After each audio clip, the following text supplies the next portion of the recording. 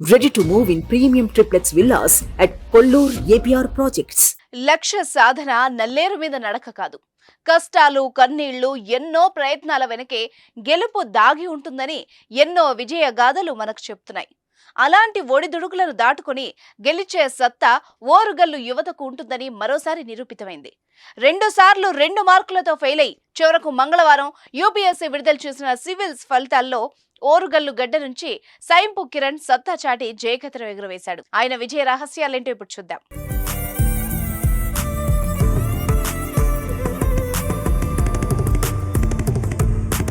ఉమ్మడి వరంగల్ జిల్లా గీసుకొండ మండలం అనంతారం గ్రామానికి చెందిన ప్రభాకర్ రావు, జయలక్ష్మి దంపతులకు ఓ కుమారుడు కిరణ్, కుమార్తె గిరిజ ఉన్నారు. వీరిది వ్యవసాయ కుటుంబం. కుమారుడు కిరణ్ సివిల్స్ లో 568వ ర్యాంకు సాధించాడు.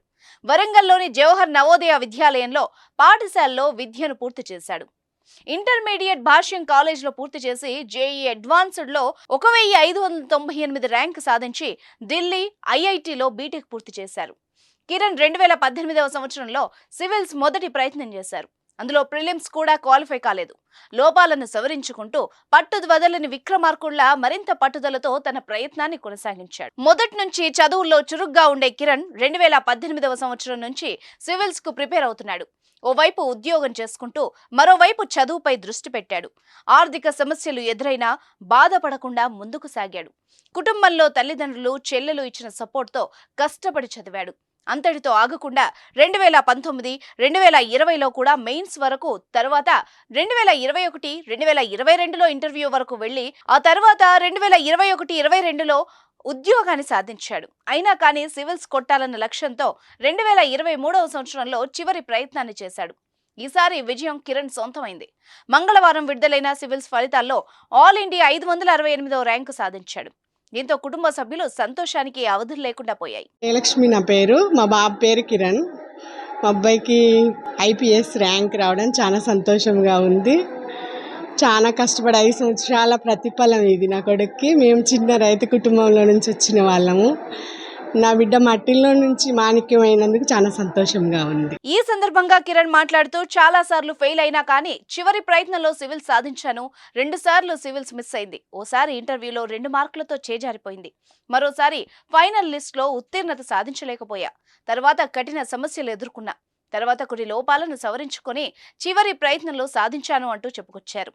అయితే జీవితంలో కొన్నిసార్లు ఫెయిల్ అయినా కూడా ఒత్తిడికి లోనవ్వకుండా లోపాలని సరిచేసుకుని లక్ష్య సాధన వైపు వెళ్లాలని ప్రస్తుతం సివిల్స్ కి ప్రిపేర్ అవుతున్న అభ్యర్థులకు కిరణ్ సూచిస్తున్నారు. Anyway, congrats to Kiran. నా పేరు కిరణ్ సాయింపు. నాకు రీసెంట్లీ వచ్చిన సివిల్ సర్వీసెస్ ఫలితాల్లో 568వ ర్యాంక్ రావడం జరిగింది. మాది అనంతారం గ్రామం, గీసుకొండ మండలం, వరంగల్ జిల్లా. మా ఫాదర్ ప్రభాకర్ రావు గారు, ఆయన వ్యవసాయం చేస్తారండి. అండ్ మై మదర్ జయలక్ష్మి, తను కూడా homemaker and also she does farming. And my sister is a software professional అండి. So this particular journey of civil services started way back in 2016 అండి. ఇది నా ఫస్ట్ అటెంప్ట్ కాదు. In fact this is my final attempt. నాకు rank రావడం జరిగింది. ఇంతకుముందు నేను ఇండియన్ పోస్టల్ సర్వీస్లో ఉన్నా అండి. Presently undergoing training in Andhra Pradesh. So this journey has been a roller coaster ride. It was one hell of a ride, I have to say. Multiple times failure ni chustu, it has been very tough for me, but at the same time I had a very supporting family, especially my sister, who has taken the responsibility of taking care of my family. So she was also supporting me economically when I was not earning and keeping on failing for this exam. So అట్లా నాకు చాలా help అయిందండి నా family. సరే, మాది వ్యవసాయ కుటుంబం. నేను మొదటి నుంచి కూడా వ్యవసాయ నేపథ్యం మాది. మా ఫాదర్ కానించి, మా తాతగారి కానించి కూడా మాది కూడా వ్యవసాయ కుటుంబమే. ఆ రోజుల్లో చదువుకుంటూ 10th క్లాస్ వరకు కూడా ఇబ్బందికరంగా చదువుకున్న రోజులు మాది. సరే, చదువు విలువైందో మాకు తెలిసి వచ్చిన తర్వాత పిల్లల్ని చదివించాలనే తపనంతో వాళ్ళని ఒక సిస్టంలో ఫాలో చేయాల్సి అచీవ్ కావడానికి చాలా శ్రమపడ్డాము. ఆ శ్రమ అంటే మేము అది నాటలతో చెప్పలేము. పిల్లల్ని ఈరోజు ఈ స్థాయికి వచ్చినందుకు కూడా కొంచెం ప్రౌడ్గా ఫీల్ అవుతున్నాం. ఇప్పటికీ మట్టి వాసన మమకారాన్ని మర్చిపోలేని పరిస్థితి. ఇప్పటికీ దేశవాళీ ఆవు, దేశవాళీ గేదె, ప్రకృతి నేచర్ ఇచ్చినటువంటి పండ్ల చెట్లు పెట్టుకున్నాను.